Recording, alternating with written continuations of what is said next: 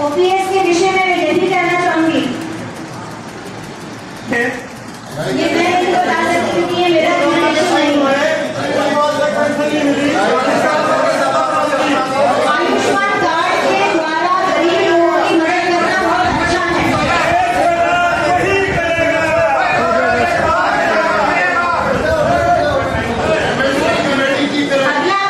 अगला ये भी आपका प्रश्न है, इसका जवाब देने का। आयुष्मान कार्ड के द्वारा गरीब लोगों की मदद करना। और मैंने ये प्रयास किया कि समाज के विभिन्न तबकों के लिए इन पार्टियों के पास आने वाले 5 साल में निःशुल्क और गुणवत्ता स्वास्थ्य देने के लिए मैंने आपको बता ही दिया है। नारी शक्ति के लिए हमने क्या काम किया। नारी शक्ति के लिए सबसे पहला कार्य आपके समक्ष है। हरियाणा राज्य में भी आप जानते हैं दुर्गा शक्ति रैपिड एक्शन फोर्स की शुरुआत की गई। हरियाणा में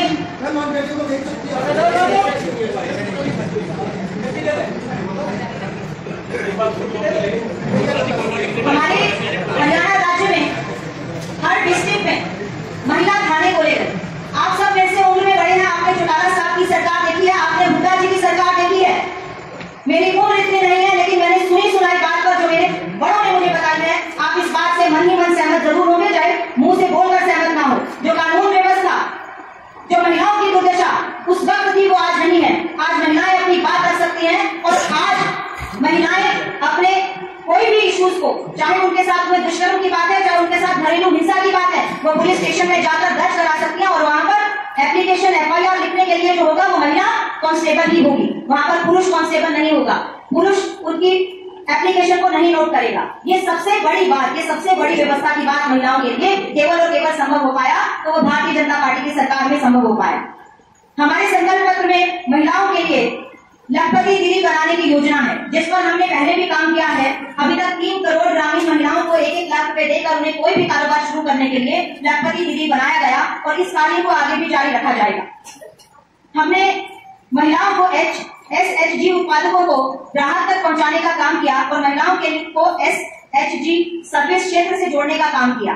यानी कि जो ग्रामीण महिलाएं अपने क्षेत्र में बैठकर वहां की घरेलू उत्पाद बनाती हैं, किसी भी क्षेत्र में ग्रामीण में जो घरेलू उत्पाद चलते हैं वो बनाती हैं, चाहे वो जूट का काम है, चाहे वो बैम्बू का काम है, जो वो कार्य करती हैं, हस्तकला उद्योग है, हाथ का कोई काम है, पेंटिंग का काम है, उनको हमने वो काम करने के लिए ऋण दिया और उसके बाद उनके उन प्रोडक्ट को इंटरनेशनल मार्केट और देश में राष्ट्रीय मार्केट प्रदान की, ताकि उनका रोजगार और ज्यादा बढ़ सके और ये कार्य उनके लिए आगे भी चले। आप जानते हैं हरियाणा प्रदेश खेलों में सबसे आगे है। खेलों में महिलाओं को और ज्यादा प्रोत्साहित करना।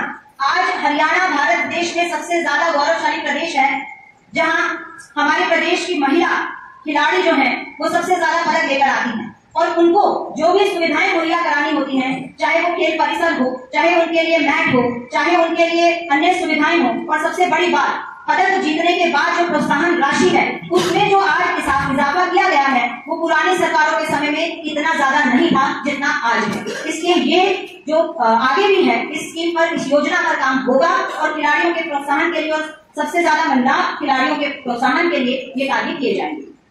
महिलाओं के लिए सार्वजनिक शौचालय का निर्माण और रख रखाव।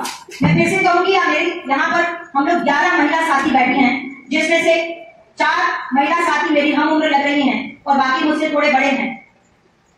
आप सब जानते हैं कि जब हम सार्वजनिक क्षेत्र पर जाते थे, पिछले कुछ समय को आप उठाकर देख लीजिए, तो सार्वजनिक स्थलों पर, मार्केट में या किसी भी ऐसी जगह पर शौचालयों का निर्माण भी नहीं होता था। ग्रामीण क्षेत्र में भी सार्वजनिक शौचालयों का निर्माण नहीं होता था। लेकिन जितनी संख्या में आज शौच मुक्त कराने के लिए और महिलाओं के सम्मान के लिए सार्वजनिक शौचालय का निर्माण आज पूरे भारतवर्ष में हुआ है, वो उतना पिछले सरकारों के समय में नहीं हुआ और ये आगे भी योजना जारी रहेगी। इसके लिए भी स्पेशल बजट जो है संकल्प पत्र में लिखा है कि इस पर भी हम आगे काम करेंगे।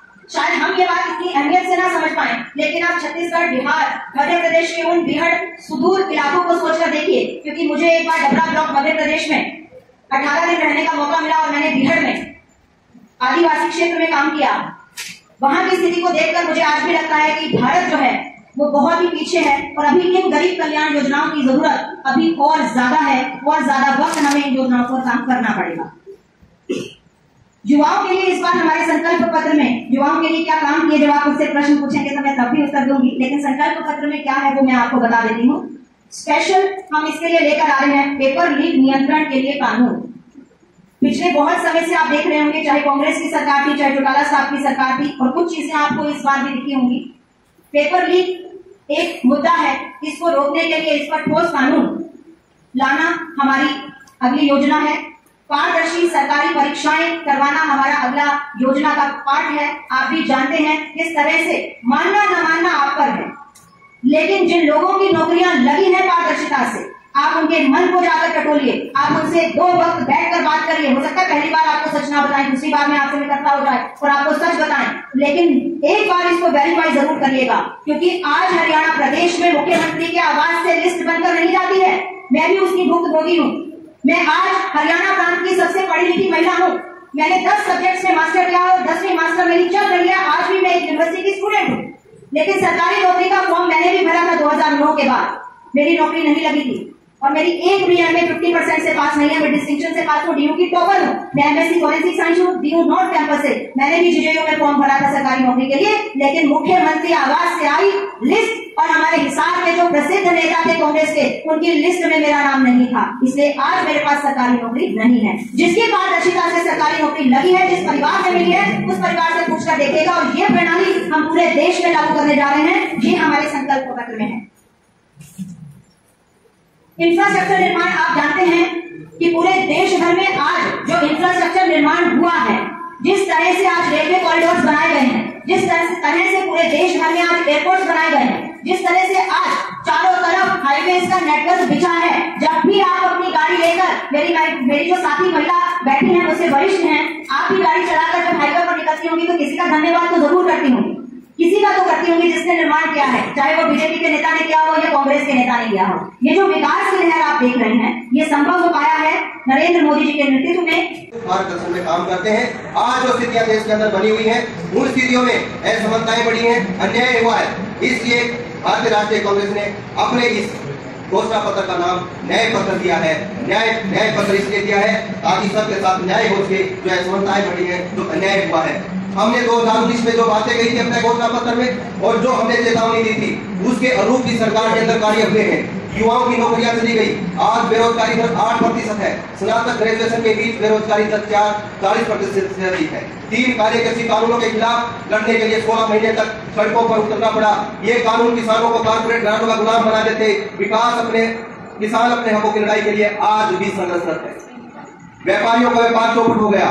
जीएसटी ने लाखों व्यापारियों को अत्याधिक टैक्स लूटा है और मुक्त व्यापार की ट्रेड को बाधित कर दिया है। सूक्ष्म लघु और मध्यम उद्यमों ने अपना विश्वास खो दिया है। लाखों स्मॉल स्केल इंडस्ट्रीज बंद हो चुके हैं, जिससे रोजगार खत्म हुए हैं। बड़े कॉर्पोरेट और बड़े घराने कभी भी रोजगार नहीं देते, लघु उद्योग से रोजगार बढ़ते हैं। 2024 के बीच में महिलाओं के खिलाफ अपराध 31% बढ़ गए हैं। वंचित समुदाय अपने आर्थिक अधिकार खो चुके हैं। विभिन्न विभागों में एवं अन्य सार्वजनिक क्षेत्रों के उपक्रमों में खाली पड़े पदों के कारण अनुसूचित जाति, अनुसूचित जनजाति और पिछड़ा वर्ग समुदाय के लोग नौकरियों से वंचित हो गए हैं। आदिवासियों को उनके वन अधिकारों से वंचित कर दिया गया है। सरकारी संस्थानों की स्वतंत्रता खत्म हो गई है। संवैधानिक विभागों सहित प्रत्येक संस्थानों पर जोर रख दिया गया। इसलिए हमने जो है ये न्याय पत्र जो है इस राष्ट्र के समूह प्रस्तुत किया है। इसके अंदर पहली हमारी है हिस्सेदारी न्याय, सामाजिक न्याय। अनुसूचित जाति, अनुसूचित जनजाति और पिछड़ा वर्ग देश की आबादी का लगभग 70% है, लेकिन संसाधनों में, नौकरियों में और कॉर्पोरेट में क्या उनकी इस प्रकार से भागीदारिता है? कांग्रेस राष्ट्रव्यापी आर्थिक सामाजिक जाति जनगणना करवाएगी। उसके माध्यम से कांग्रेस जातियों और उपजातियों की आर्थिक समाजिक का पता लगाएगी ताकि सबके लिए राष्ट्रीय नीति बन सके। आरक्षण पर 50% का कैप हटाएगी। आर्थिक रूप से कमजोर वर्ग को मिलने वाले 10% आरक्षण को बिना भेदभाव के लागू किया जाएगा। आरक्षित सभी पदों को 1 साल के भीतर भरा जाएगा। कॉन्ट्रैक्ट की जगह नियमित भर्तियां की जाएगी और पहले से कॉन्ट्रैक्ट पर लोगों को नियमित किया जाएगा। अनुसूचित जाति, जनजाति और पिछड़ा वर्ग के छात्रों को मिलने वाली छात्रों की दोगुनी करी जाएगी। उनके लिए ब्लॉक स्तर पर आवासीय विद्यालय स्थापित किए जाएंगे। अल्पसंख्यक धार्मिक बहुलता भारत के विविध इतिहास को दर्शाता है। इतिहास को बदला नहीं जा सकता। भारत में जन्मा हर व्यक्ति समान रूप से मानव अधिकार का अधिकारी है। इसलिए भारत का हर नागरिक समान है। अल्पसंख्यकों के अधिकारों का हम पुरजोर समर्थन करते हैं और उनके लिए हम जो है समुचित व्यवस्था करेंगे। वरिष्ठ नागरिक, विकलांग और LGBTQI के लिए हम प्रावधान करेंगे। मिलने वाली पेंशन 200 से 500 रुपए प्रति माह बढ़ाकर दी जाएगी। न्यूनतम 1000 रुपए प्रति माह दी जाएगी। वरिष्ठ नागरिकों को आसानी से कानूनी सेवाएं उपलब्ध करवाई जाएगी। माता पिता और वरिष्ठ नागरिकों का भरण पोषण व कल्याण अधिनियम 2007 की समीक्षा की जाएगी। ब्रेल लिपि और सांकेतिक भाषा को भाषा के रूप में मान्यता दी जाएगी। दिव्यांग बच्चों को गुणवत्तापूर्ण शिक्षा प्रदान करने के लिए विशेष शिक्षा हेतु राष्ट्रीय अनुसंधान और उत्कृष्टता केंद्र स्थापित किए जाएंगे। विस्तृत परामर्श के बाद ऐसा कानून लाएगी जो LGBTQIA समुदाय के नागरिकों को भागीदारी के रूप में कानूनी मान्यता। स्वास्थ्य, हम स्वास्थ्य पे बात करते हैं। कांग्रेस पार्टी वो है जिसने सबसे पहले स्वीकार किया था कि स्वास्थ्य किसी की सरकार की जिम्मेदारी है, राज्य की जिम्मेदारी है। निःशुल्क स्वास्थ्य सेवाएं देखभाल से लेकर परामर्श तक जांच, उपचार, सर्जरी, दवाएं और पुरस्कार शामिल होंगे। देश भर में 25 लाख रुपए तक के निःशुल्क इलाज के लिए कैशलेस बीमा योजना लागू की जाएगी, जो हमने राजस्थान में करके भी दिखाई। प्रत्येक PHC में आधुनिक जांच सुविधाएं उपलब्ध करवाई जाएंगी। आज जितने भी केसी हैं उनके अंदर आधुनिक डायग्नोस्टिक की सुविधाएं नहीं है। मैं जल्दी में, क्योंकि समय की सीमाएं रहेंगी और 45 पेज का है वो मुख्य बिंदु पे मैं बात करूंगा। ग्रामीण क्षेत्रों में सेवा देने वाले डॉक्टरों के लिए कठिनाई भत्ता दोगुना करेगी और उनके रहने के लिए उपयुक्त सुविधाएं प्रदान की जाएगी। स्वास्थ्य कार्यकर्ताओं के मानदेय में केंद्र सरकार का योगदान दोगुना किया जाएगा। चिकित्सा आयोग अधिनियम की समीक्षा कर उनकी खामियों को दूर किया जाएगा। युवा है जो आज युवा के साथ हो रहा है, युवा भटकाव की तरफ है, युवा की स्थिति क्या हो चुकी है। अप्रेंटिस एक्ट 1961 को हटाकर अप्रेंटिसशिप अधिकार अधिनियम लाया जाएगा। 25 वर्ष से कम उम्र हो के डिप्लोमा धारक या कॉलेज स्नातक के लिए निजी व सरकारी क्षेत्र की कंपनी में 1 साल का ट्रेनिंग कार्यक्रम प्रदान किया जाएगा, जिसमें हर प्रशिक्षित को 1 लाख रुपए प्रति वर्ष मानदेय दिया जाएगा, जिसके अंदर केंद्र सरकार और जिस कंपनी में वो काम करेगा वो दोनों समान रूप से देंगे। केंद्र सरकार में विभिन्न स्तरों पर स्वीकृत लगभग 30 लाख पदों को भरा जाएगा, जो आज केंद्र की सरकारी नौकरियां स्टार्टअप फंड योजना का पुनर्गठन किया जाएगा। उपलब्ध फंड का 50% यानी 50,000 करोड़ रुपए जहां तक संभव सभी जिलों में समान रूप से आवंटित करने का काम किया जाएगा। उन आवेदकों को एक बार की राहत दी जाएगी जो 1 अप्रैल 30 जून 2021 के दौरान सरकारी परीक्षा देने में असमर्थ रहे थे। कोरोना काल के दौरान जो असमर्थ रहे थे उनको एक बार का राहत देने का कार्य किया जाएगा। सरकारी पदों के लिए आवेदन शुल्क समाप्त किया जाएगा। आज सरकारी आवेदन करने के लिए युवा पहले से ही रोजगार है, इसलिए उसके ऊपर बोझ न पड़े। 21 वर्ष से कम आयु के प्रतिभाशाली और उभरते खिलाड़ियों को प्रति माह 10,000 रुपए की खेल छात्रवृत्ति प्रदान की जाए। शिक्षा किसी भी राष्ट्र की आधारभूत होती है, रीढ़ की हड्डी होती है और शिक्षा बहुआयामी होती है। शिक्षा के बहुआयाम होते हैं। शिक्षा के बारे में हमारा न्याय पत्र जो है वो कहता है, हमने जो शिक्षा की guarantee right to education act 2002 में संशोधन किया जाएगा और पहली कक्षा से लेकर 12वीं तक की शिक्षा को निःशुल्क किया जाएगा, जिसको अब तक 14 वर्ष तक है। भाजपा सरकार द्वारा घोषित नई शिक्षा नीति पर कोई विचार मंथन नहीं किया गया है। आप देखेंगे विश्वविद्यालय स्तर पर बुद्धिजीवियों में NPE को लेकर बहुत चिंताएं हैं। हम भाजपा सरकार द्वारा घोषित नई शिक्षा नीति पर विचार कर उसमें संशोधन किया जाएगा और व्यापक विचार विमर्श किए जाएंगे। निजी स्कूलों द्वारा ली जाने वाली फीस में समानता लाने के लिए राज्य सरकारों द्वारा शुल्क विनिमय समितियों की स्थापना का प्रोत्साहन करेंगे। बुनियादी शिक्षा के लिए बजट का विस्तार किया जाएगा। गैर शिक्षण गतिविधियों के लिए शिक्षकों के उपयोग को हतोत्साहित किया जाएगा। आज शिक्षकों को अन्य कामों में लगाया जाता है। कॉलेजों और विद्यालयों की स्वायत्तता बहाल की जाएगी। आप देखिए कि विश्वविद्यालयों की ऑटोनॉमस बॉडी जो स्थिति है वो इस सरकार के अंदर क्या हो गई है। हम उनकी जो स्वायत्तता है उसको पुनः बहाल करेंगे। पाठ्य पुस्तकों के माध्यम से किस प्रकार से बच्चों के मस्तिष्क में जहर भरा जाता है, पाठ्य पुस्तकों के पाठ्यक्रम में वैज्ञानिक सोच को बढ़ावा दिया जाएगा। संवैधानिक मूल्यों को समाहित किया जाएगा। पाठ्य पुस्तकों में संशोधन राजनीतिक उद्देश्यों से प्रेरित होकर नहीं किए जाएंगे, उसको बुद्धिजीवी लोग तैयार करेंगे। अनुसूचित जाति, जनजाति, पिछड़ा वर्ग, अल्पसंख्यकों को 4 लाख रुपए तक का बिना गारंटी ऋण प्रदान किया जाएगा। सभी कोचिंग सेंटर, एड एजुकेशन कंपनियों से कड़े गुणवत्ता मानकों को पूरा करवाया जाएगा। केंद्र सरकार द्वारा आयोजित योग्यता परीक्षाओं जैसे नीट, CUET आदि की नीति पर फिर से विचार किया जाएगा, क्योंकि इन प्रकार की जो युवाओं के साथ जो CUET और नीट जैसी परीक्षाएं हैं उनके अंदर जो खामियां हैं जो दिखते आ रही है।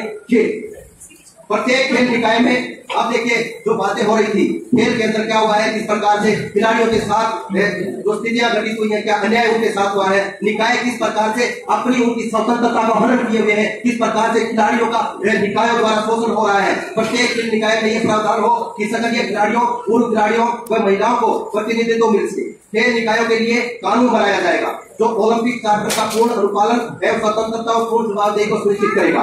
कांग्रेस 21 वर्ष से कम आयु के प्रतिभाशाली और उभरते खिलाड़ियों के लिए 10,000 रुपए प्रति माह खेल छात्रवृत्ति प्रदान करेगी। खेल विज्ञान प्रशिक्षण अनुसंधान और विकास को बढ़ावा देने के लिए एक राष्ट्रीय खेल विज्ञान संस्थान की स्थापना की जाएगी, क्योंकि आज खेल के अंदर भी तकनीकी आ चुकी है, प्रशिक्षण के अंदर तकनीकी आ गई है, इसलिए एक राष्ट्रीय खेल विज्ञान संस्थान की स्थापना की जाएगी। स्पोर्टिंग जॉब गारंटी राष्ट्रीय स्तर पर और अंतर्राष्ट्रीय स्तर पर प्रतिनिधित्व करने वाले प्रत्येक खिलाड़ी को अपने करियर की समाप्ति पर सम्मानजनक नौकरी जो है उसको दी जाएगी।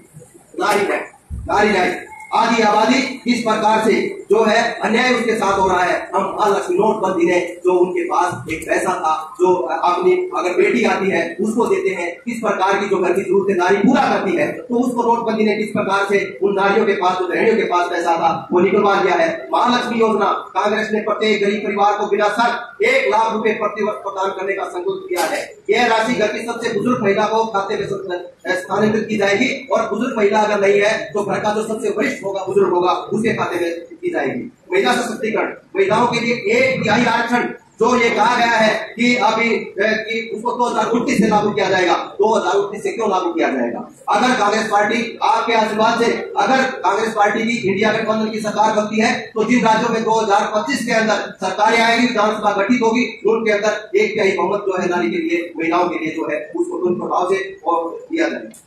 महिलाओं को वेतन में भेदभाव रोकने के लिए समान काम समान वेतन का सिद्धांत लागू किया जाएगा। भारतीय महिला बैंक, कांग्रेस पार्टी के समय में भारतीय महिला बैंक की स्थापना की गई थी, जिसके निदेशक मंडल महिलाएं थी। उस योजना को बंद कर दिया गया है, उस योजना को पुनर्चालू किया जाएगा। विवाह, उत्तराधिकार, विरासत, गोद लेना, संस्था आदि में महिलाओं को समान अधिकार होना चाहिए, इसलिए उनको समान अधिकार प्रदान किया जाएगा। प्रवासी महिला श्रमिकों के लिए रैन बसेरे बनाने के लिए केंद्र सरकार राज्य सरकार को धन देगी। स्वच्छ सार्वजनिक शौचालय उपलब्ध करवाए जाएंगे। सार्वजनिक स्थानों पर, स्कूल कॉलेजों में नैपकिन वेंडिंग मशीनें लगाई जाएंगी। प्रत्येक पंचायत में एक अधिकार में प्रत्येक पंचायत के अंदर एक अधिकार मैत्री नियुक्त की जाएगी जो महिलाओं को उनके कानूनी अधिकार दिलाने में सहयोग करेगी। किसान न्याय, स्वामीनाथन आयोग सरकार द्वारा घोषित न्यूनतम मूल्य गारंटी देगी, एमएसपी देगी। ये इंडिया गठबंधन ने माना, ये कांग्रेस के न्याय पत्र में है। स्वामीनाथन आयोग के अनुसार सरकार द्वारा घोषित न्यूनतम मूल्य की गारंटी दी जाएगी।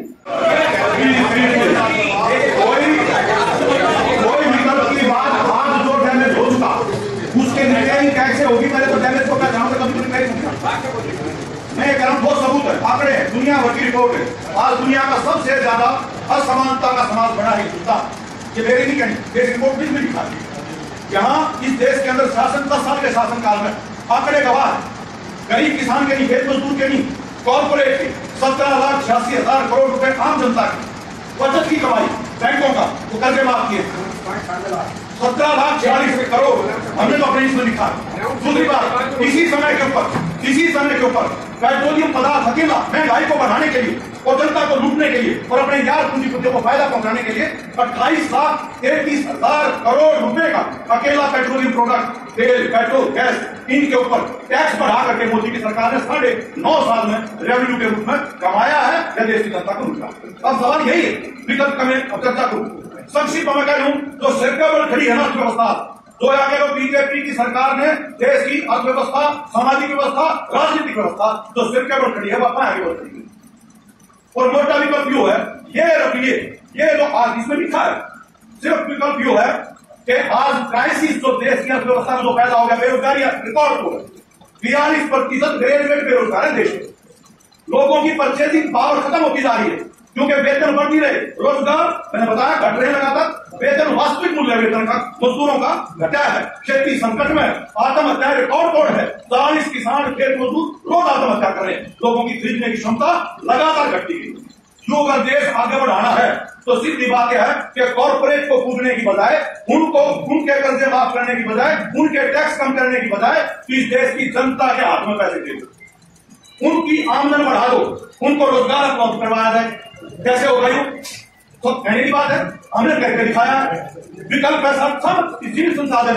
केरल के अंदर हमने जो हमारी सरकार है, खेती के अंदर हाल जो पूरा किसान जो मांग कर रहा एमएसपी की करके दिखावांगे। एक पहला काम तो हर देश भगत का जो है आज के मौजूदा समय पर बीजेपी को हराना हम सब की सामूहिक जिम्मेदारी है ताकि देश बचे। सरकार बन सका है, एक पार्टी की सरकार नहीं बने, मिली जुली बनेगी। उसमें हमारी जो भूमिका है वो मैं बताया हूँ। केरल में एक विकल्प के रूप में है, वहां की एक राज्य की सरकार अगर अपने वहां के किसानों के लिए पूरे देश के एमएसपी से 1.5 गुना चावल की खरीदारी कर सकती है, सब्जियों का एमएसपी लागू कर सकती है। स्वास्थ्य का सारी दुनिया में बताया, WHO बार दे चुका है, सबसे बढ़िया व्यवस्था केरल के अंदर है। शिक्षा 1 नंबर पे है, खाद्य सुरक्षा का मॉडल है अपने आप में, सिर्फ 5 किलो दाने नहीं, सच्चाई तो यह है, आंकड़े का मान झूठ नहीं है। आप देखो, खुद देखो, तो आप 5 किलो दाने करें, आपका बजट में खाद्य सुरक्षा के ऊपर बजट में कटौती की है। हमारा जो अधिकार है, कानूनी अधिकार नागरिकों का, वो अधिकार को खत्म किया। बुनियादा कानूनी अधिकार, उस अधिकार कानून के तहत 5 किलो प्रति व्यक्ति 2 रुपए के भाव पर राशन नहीं दिया जा रहा है। क्यों मेहरबानी कायदेदार रहेगी, एक होता जनता का अधिकार, उसके अधिकार के तहत मिलना। और हमने पीडीएस को सीधे तौर पर न सिर्फ किसानों को हम न्यूनतम समर्थन मूल्य, वो भी स्वामीनाथन रिपोर्ट के मुताबिक लागू करवाएंगे, पक्के तौर पर करके दिखाएंगे। और सिर्फ इतना ही नहीं, क्योंकि ये भी कैटेगरी में डाइवर्ट जाएगी। केरल के अंदर हमने किया कि पीडीएस तमाम जरूरत की चीजें कंट्रोल रेट पर लोगों को उपलब्ध करवाई जाए, गरीब लोगों के लिए, तो पीडीएस को मजबूत करने की बात है। साथ ही ये तो आज जो बीमा के तहत जो चल रहा है, सारी की सारी नाम पर फसल बीमा योजना और मुनाफा है कंपनियों का, यह सरकारी क्यों नहीं व्यवस्था होनी चाहिए कि भाई तो भी फसल, क्योंकि इसके लिए किसान जिम्मेदार नहीं, पर्यावरण पूरी दुनिया में तो स्थिति पैदा हुई है, हर फसल का कोई भी खराबा हो, तमाम फसलों का तमाम किसानों को उसकी भरपाई की व्यवस्था पुख्ता सार्वजनिक तौर पर सरकार की तरफ से होनी चाहिए, कंपनियों के मुनाफे के लिए। इसी तरह से बीमा जो स्वास्थ्य का करता रहते 5 लाख है, 25 लाख है, ये सब प्राइवेटाइजेशन को बढ़ावा देने का है। हर राज्य, हर सरकार की, हर राज्य की जिम्मेदारी अपने नागरिकों के प्रति, ये स्वास्थ्य देखभाल उसका कर्तव्य है। कोई बिना दवाई इलाज का मरना नहीं चाहिए। इसकी व्यवस्था हमें केरल में करके दिखाई। 5 लाख का बीमा नहीं, न 25 लाख का बीमा, गारंटी हर आदमी को संपूर्ण इलाज की, कोई बिना दवाई इलाज के नहीं रहना चाहिए। ये व्यवस्था करके दिखाइए, आप करके दिखाइए। शिक्षा, ये तो आज निजीकरण का और कोई नीति कुछ नहीं है, नई शिक्षा नीति, ये सांप्रदायिकीकरण और व्यापारीकरण का दस्तावेज है।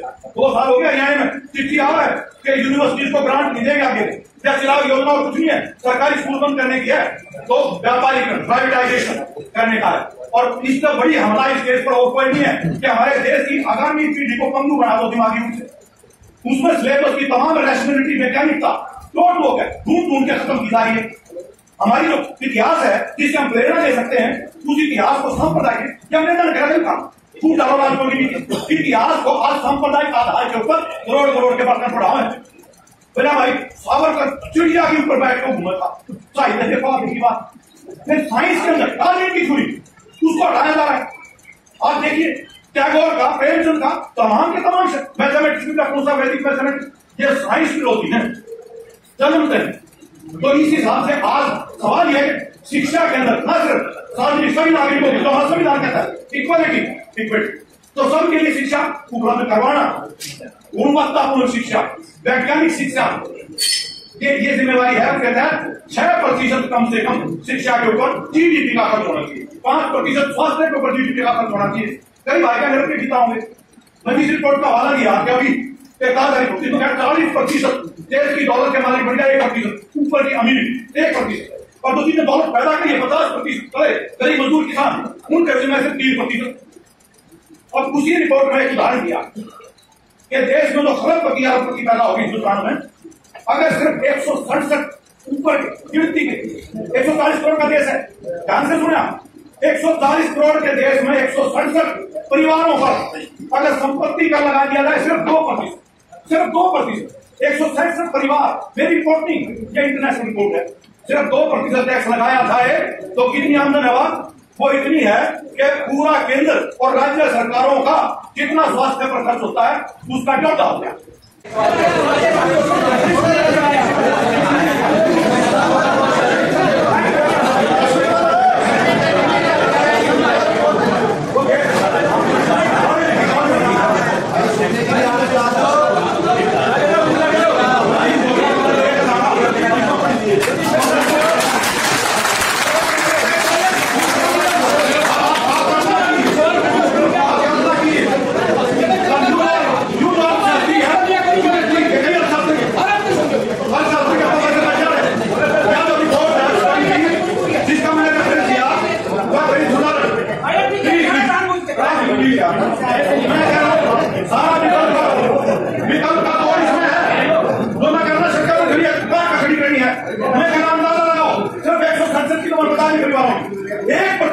तो 40% संपत्ति के मालिक है, 40% संपत्ति के मालिक देश में, अगर इस 1% सुपर अमीर उनके ऊपर अगर संपत्ति का 2% लगा दिया जाए तो इस देश में क्या बनेगा? शिक्षा के ऊपर, स्वास्थ्य के ऊपर, तो हम कहते 20 बच्चों पर एक मास्टर स्कूलों के अंदर लगा दिया जाए, तमाम जगहों के ऊपर आपके गांव तक प्राथमिक स्वास्थ्य सेवाएं उपलब्ध करवा दी जाए, जितने रोजगार पैदा होंगे और देश के विकास का देश सबसे जवान देश है दुनिया का, सबसे बड़ी पूंजी है इस तरह अगर विकसित कर जाएंगे। हमारे अगर बच्चों को हम पढ़ा दें, उनको इससे बड़ी पूंजी दुनिया में कोई नहीं है। तो आज ये कांग्रेस वाले और डरा रखे मोदी ने, उसके ऊपर सफाई दी, हम साफ तौर पर करें विरासत कर क्यों नहीं लगनी चाहिए। ये तो आज अंबानी अडानी जैसे प्री वेडिंग शादी करोड़ों करोड़ के ऊपर नहीं उठाओ, विरासत कर क्यों नहीं, आम आदमी की महत्व कर लेंगे। मैं सीधा कर लू 1% गिनती कर लो, 1% आज ऊपर के देश इनके ऊपर विरासत कर क्यों नहीं करना चाहिए। जो लाखों करोड़ की आबादी संपत्ति जिनके पास है, जिनके पास में गया तो उनका नाम हो जाएगी, इनका विरासत कर क्यों नहीं करना चाहिए। 2% भी विरासत कर उनको लग जाए, 2% में वेल्थ टैक्स कर जाए, तो यूं दौलत देखो आप, खेती बाड़ी का 2 गुना बजट हो जाए, रिसर्च खेती पर होनी चाहिए, मल्टीनेशनल कंपनियां हो सके बिजली लगे, खाद की दवाइयां नहीं लगी, तो एक्सटेंशन सर्विसेज नहीं बची। खेती बाड़ी 50% से ज्यादा क्या धंधा फिरौती है, फिरौती है जो यानी कि रिश्वत, कंधे के नाम पर रिश्वत जो और काम जो।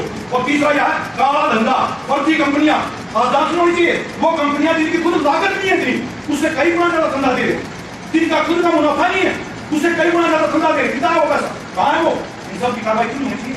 ये पीएम केयर इनकी कोई खिदमत नहीं, दो कोई सोशल एक्टिविटी नहीं, ना कोई जवाब दी। पीएम केयर फंड जितना रुपया आया पूरा खर्च हुआ, कोई ऑडिट नहीं, क्या प्राइवेट ट्रस्ट है, प्राइवेट प्रधानमंत्री चेयरमैन है, पैसा नहीं लगा है, लेकिन मीन्स के द्वारा ये बिल्कुल करप्शन का धंधा तो किया गया।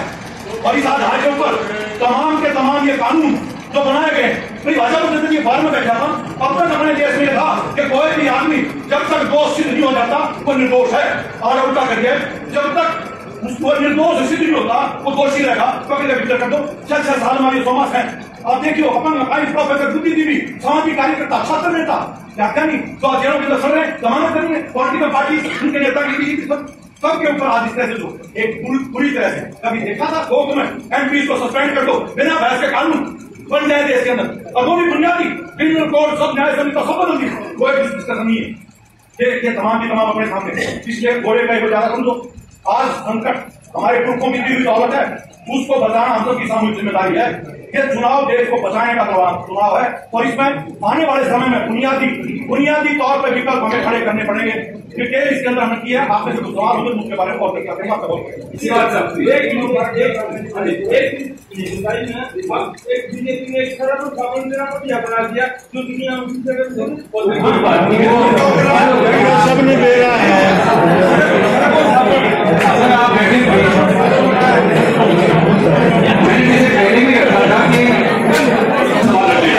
लेकिन बीच में नहीं, पहले इन्हें की सुन लो ना।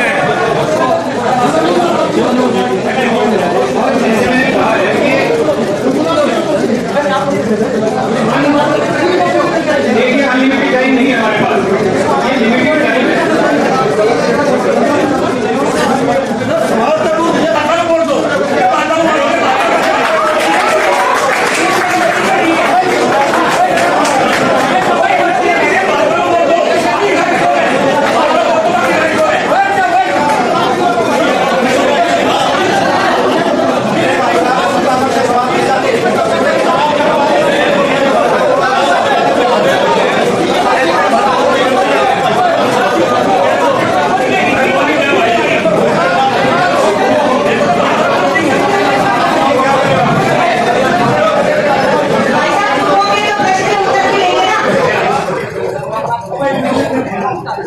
मेरा एक छोटा सा निवेदन है, आप अधिवक्ता है, मैं कोर्ट में अपीयर नहीं होती, इसलिए प्रश्न का सीधा उत्तर नहीं दे सकती। सबका अपना ओपीएस के विषय में मैं यही कहना चाहूंगी, भारतीय जनता पार्टी ने व्यवस्था परिवर्तन के लिए बहुत काम किए हैं और आगे भी इस पर एक कमेटी बनाई गई है। उस कमेटी का जो भी रिजल्ट होगा और जो भी जनता के हित की बात होगी, नरेंद्र मोदी जी उसके पीछे बिल्कुल नहीं हटेंगे, भारतीय जनता पार्टी बिल्कुल भी उससे पीछे नहीं हटेगी। लेकिन संयम और थोड़ा समय, क्योंकि बहुत से काम आप भी जानते हैं जब घर की मैनेजमेंट में करते हैं तो कहीं ना कहीं एक काम आगे होता है, एक काम बाद में होता है, सबसे पहले कुछ और काम होता है, हो सकता है एक काम लास्ट में भी हो। तो इस व्यवस्था को भी कायम करने में भी जो भी जनता के हित में होगा वो फैसला भारतीय जनता पार्टी की तरफ से जरूर लिया जाएगा। मैडम कितने दिन लगेंगे? ये मैं